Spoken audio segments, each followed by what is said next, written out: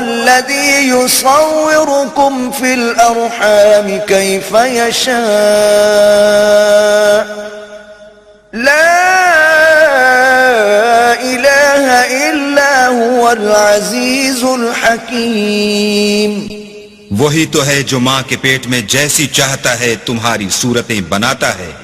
اس غالب حکمت والے کے سوا کوئی عبادت کے لائق نہیں. هو الذي أنزل عليك الكتاب منه آيات محكمات هن أم الكتاب وأخر متشابهات فأما الذين في قلوبهم زيغ فيتبعون ما تشابه منه ابتغاء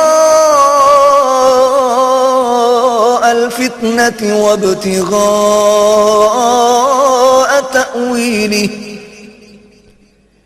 وما يعلم تأويله إلا الله والراسخون في العلم يقولون آمنا به كل من عند ربنا وما يذكر إلا أولو الألباب. وہی تو ہے جس نے تم پر کتاب نازل کی جس کی بعض آیتیں محکم ہیں اور وہی اصل کتاب ہے اور بعض متشابہ ہیں.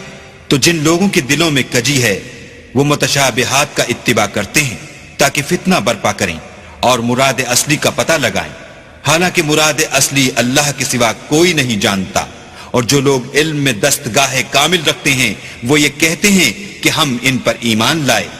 یہ سب ہمارے پروردگار کی طرف سے ہیں اور نصیحت تو عقل مند ہی قبول کرتے ہیں. ربنا لا تزغ قلوبنا بعد إذ هديتنا وهب لنا من لدنك رحمة إنك أنت الوهاب.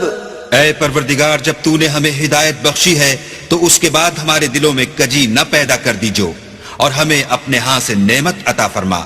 تو تو بڑا عطا فرمانے والا ہے. ربنا إنك جامع الناس ليوم لا ريب فيه إن الله لا يخلف الميعاد. اے پروردگار تو اس روز جس کے آنے میں کچھ بھی شک نہیں سب لوگوں کو اپنے حضور میں جمع کر لے گا. بے شک اللہ خلاف وعدہ نہیں کرتا. ان الذين كفروا لن تغني عنهم اموالهم ولا اولادهم من الله شيئا واولئك هم وقود النار. جو لوگ کافر ہوئے اس دن نہ تو ان کا مال ہی اللہ کے عذاب سے ان کو بچا سکے گا اور نہ ان کی اولاد ہی کچھ کام آئے گی، اور یہ لوگ آتش جہنم کا ایندھن ہوں گے.